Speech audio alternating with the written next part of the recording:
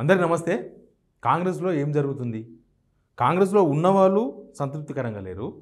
వేరే పార్టీ నుంచి కాంగ్రెస్‌లో కొన్నోళ్ళు మేము కాంగ్రెస్‌లో ఉండం, మేము బయటకొచ్చేసామని చెప్తున్నారు.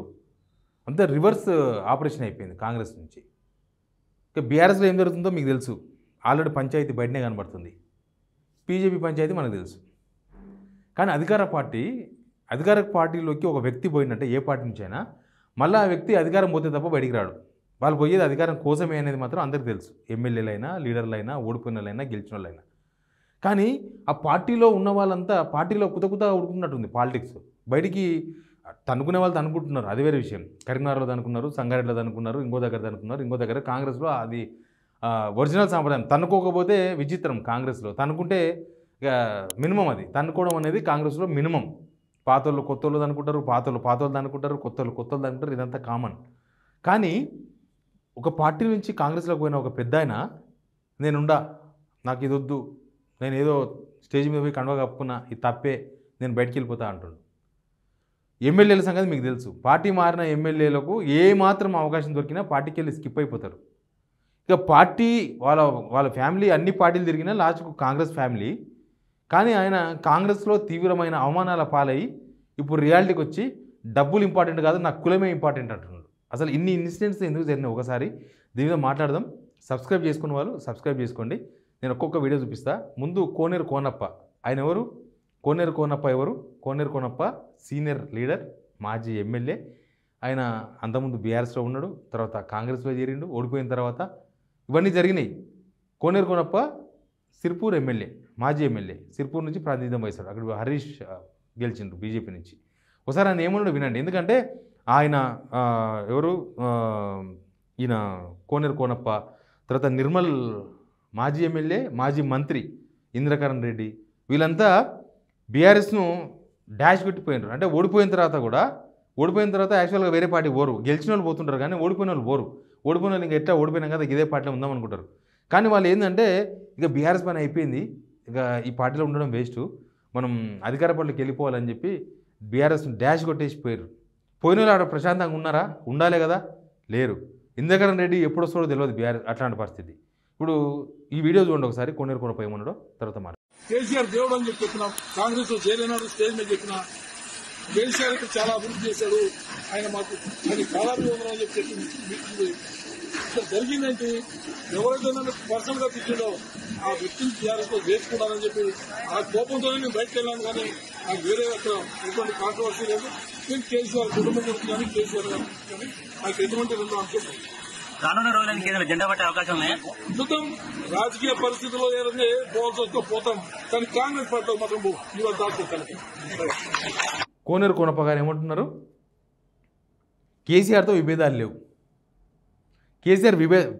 విభేదాలు లేవు. జస్ట్ ఒక పార్టీని తిట్టిన ఒక మనిషి ఎవరో కాదు, ఆర్ఎస్ ప్రవీణ్ కుమార్. ఆయన బీఎస్పీ నుంచి అక్కడి నుంచే పోటీ చేసిండు, సిరిపూర్ నుంచే పోటీ చేసిండు. అప్పుడు ప్రచారంలో ఫుల్ బీఆర్ఎస్ను కాంగ్రెస్ను టార్గెట్ చేసిండు ఆయన.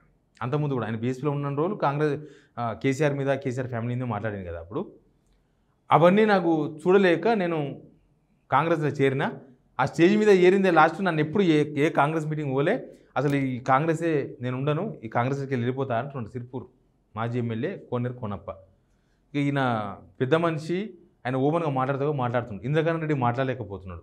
కానీ ఆయన ఆల్రెడీ కాంగ్రెస్ వేదికల మీద కాదు కదా, అసలు ఆ పార్టీలో చేరిండో లేదో ఆయనకే తెలియదు. అట్లాంటి సిచ్యువేషన్లో ఇంద్రకరణ్ రెడ్డి ఉన్నాడు. అంటే ఒక లీడరు అధికార పార్టీలో చేరిన తర్వాత కూడా ఉండలేని పరిస్థితులు ఎందుకు వచ్చినాయి అనేది ఇంపార్టెంట్. ఉండలేని సిచ్యువేషన్ ఎందుకు? అధికార పార్టీలో ఉన్నప్పుడు ఒక పక్క అధికారుల సలాములు ఉంటాయి, పోలీసు వాళ్ళు వాళ్ళెంబడి తిరుగుతారు, తర్వాత అనుకున్న పనులు అనుకున్నట్టు చేయొచ్చు. అంటే ఒకటి అర్థమవుతుంది, బీజేపీ ఎమ్మెల్యేలు ఉన్న దగ్గర కాంగ్రెస్ చేరిన వాళ్ళు లేకపోతే ఓడిపోయిన వాళ్ళు వాళ్ళు ఏం చేయలేరు అనమాట. బీఆర్ఎస్ ఓడిపోయిన వాళ్ళ దగ్గర ఇన్ఛార్జ్ని పెట్టిండ్రు కాంగ్రెస్. బీజేపీ ఉన్న దగ్గర ఇన్ఛార్జ్ని పెట్టలే, అయినా సరే ఉండలేకపోతున్నారు వాళ్ళు. ఎందుకు అంటే కాంగ్రెస్ పని ఖతమైంది అనేది బాగా ప్రచారంలోకి పోయింది, బాగా కింది స్థాయి జనాల్లో, ప్రజల్లో ఇక వేస్ట్ ఇది, అది పడొద్దు.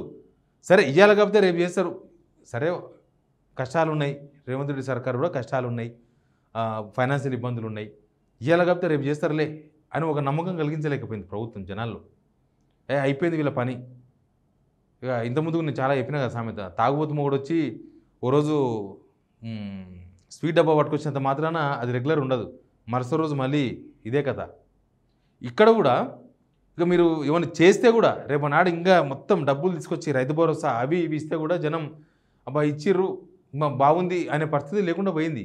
ఇస్తే ఇచ్చిర్రు, వీళ్ళు ఏదో ఇచ్చారు టెంపరీ కానీ మళ్ళీ రేపు ఇయర్ వీళ్ళది వేస్ట్ అనే ఆ టాక్ స్టార్ట్ అయింది జనాల్లో. అందుకే ఇట్లాంటి లీడర్ అంతా రివర్స్ అవుతున్నారు. ఆ పోయిన 10 మంది ఎమ్మెల్యేలు అక్కడ సుప్రీంకోర్టు, హైకోర్టు, రకరకాల కోర్టులకు భయపడి, లేకపోతే అంతకన్నా ఎక్కువ కాంగ్రెస్లో ఉండి చేసేది ఏం లేదు, దీంట్లో ఉండి లాభం లేదు, మేము వచ్చినాము జనానికి ఏదైనా చేద్దామంటే కూడా చేసే పరిస్థితి లేదు. ఏమైనా సొంతంగా పనులు చేసుకోగలమేమో కానీ మనం ఏం చేయలేము. వాళ్ళ ఎంపీ అసలు కాంగ్రెస్ పార్టీలో ఏం జరుగుతుందని చెప్పడానికి ఇవన్నీ చెప్తున్నాను. ఎంపీ పెద్దపల్లి ఎంపీ వంశీకృష్ణ ఆయన కూడా మాట్లాడాడు. ఎందుకంటే సరస్వతి పుష్కరాల ప్రారంభోత్సవంలో కనీసం పిలవలే. శ్రీధర్బాబు మినిస్టర్, వాళ్ళ ఖాందాన్ పెద్దది, అయినా సరే పిలవలే. అసలు ఎంపీ ఆయన పరిధిలో వచ్చే కాన్స్టిట్యున్సీ అది మంతని, అయినా సరే ఫోటోలు లేవు, ఫ్లెక్సీల మీద ఫోటోలు లేవు, ఊరు లేదు, పేరు లేదు, ఏమీ లేవు. ఇక రకరకాలుగా మాల సామాజిక వర్గం వాళ్ళు ప్రొటెస్టులు చేసిండ్రు. తర్వాత ఈయన మాట్లాడాడు, ఒకసారి వినండి. అది కూడా సరస్వతి పుష్కరాల గురించి చెప్పాలంటే కొంచెం బాధ వేసింది.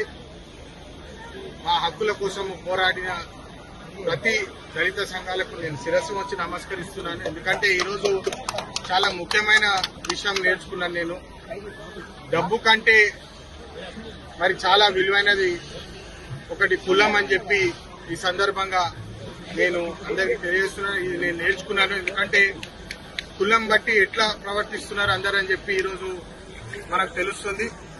అందుకనే ఏమంటున్నారు, నాకు ఇన్ని రోజుల తర్వాత తెలిసింది పైసలు కూడా ఇంపార్టెంట్ కాదు, కులమే ఇంపార్టెంట్ అంటున్నాను. నిజానికి వాళ్ళ కులానికి ఎప్పుడు పెద్ద ఇంపార్టెన్స్ ఇవ్వలేదు ఆ ఫ్యామిలీ. నేను దగ్గరికి వెళ్ళి చూసినామనిగా చెప్తున్నా, వాళ్ళ కులానికి పెద్దగా వాల్యూ ఇవ్వలే, పైసలే ఉన్నాయనుకుని అనుకున్నారు. కానీ ఇప్పుడు కులం వాల్యూ తెలిసి వచ్చింది వాళ్ళకి. అంటే కాంగ్రెస్లో కులాన్ని బట్టే, పైసలను బట్టి కాదు వాల్యూ, కులాన్ని బట్టే వాల్యూ ఉంటుంది అనేది వంశీ గారికి అర్థమైంది. మరి ఎందుకట్లా అర్థమైంది, ఎందుకట్లా వ్యవహరిస్తున్నారో అది క్వశ్చన్ చేయాలి. అర్థం కావడం ఇంపార్టెంట్ కాదు ఇక్కడ. కులాన్ని బట్టి కాంగ్రెస్లో ఎందుకట్లా వ్యవహరిస్తున్నారు, ఎందుకు వంశీ నిలవలేదు, ఇప్పటిదాకా పీసీసీ ప్రెసిడెంట్ రెస్పాండ్ కాలే, కనీసం సీఎం రెస్పాండ్ కాలే, ఆ జిల్లా మంత్రి శ్రీధర్బాబు రెస్పాండ్ కాలే. ఇన్ని నిరసనలు, ఇన్ని ధర్నాలు అయినా కూడా పార్టీలో ఆయన కూడా సఫికేట్ అవుతున్నాడు. వంశీ కూడా కాంగ్రెస్ ఫ్యామిలీ, వాళ్ళ తాత కాంగ్రెస్ ఫ్యామిలీ, వాళ్ళ నాన్న అటు ఇటు తిరిగి వచ్చిన మళ్ళీ కాంగ్రెస్కి వచ్చిండు, అయినా సఫికేట్ చేస్తుంది. కాంగ్రెస్ వాళ్ళే సఫికేట్ చేస్తున్నారు, కాంగ్రెస్ వాళ్ళే ఇబ్బంది పెడుతున్నారు, ఇబ్బందికరంగా మారిన పరిస్థితి. ఇక మరి ఏం జరుగుతున్నట్టు, అధికార పార్టీలో కూడా ఇట్లాంటి పరిస్థితులు ఉంటే ఇక ప్రతిపక్షాల్లో ఇట్లాంటి పరిస్థితులు ఉంటే పెద్ద లెక్కనే కాదేమో. అధికార పార్టీ అంటే ఎవరికి వాళ్ళు నడిపిస్తూ ఉంటారు కదా, నడిపిస్తూ ఉన్నారు కూడా, ఉంటారు కూడా కాదు, ఎవరి పనాలు చేసుకుంటున్నారు కదా, ఎవరి వ్యవహారాలు నడిపించుకుంటున్నారు కదా. అక్కడనే కొట్టాడాలు వస్తున్నాయా, లేకపోతే నిజంగానే వంశీ గారు అన్నట్టు కులం పంచాయతీలా, లేకపోతే కోనేరు కోనపై చెప్పినట్లుగా అసలు ఈ వేస్టా, ఈ ప్రభుత్వమో లేకపోతే ఈ పార్టీయో వేస్టా, దీనిలో ఉండడం వేస్టా, గౌరవం ఉండదా, ఏం జరుగుతుందో పార్టీలో ఏం జరుగుతుందో కానీ చాలా ప్లేస్లో కొట్టాడాలు అవుతున్నాయి. ఇట్లా కొంతమంది మాత్రమే బయటకు వచ్చి మాట్లాడగలుగుతున్నారు.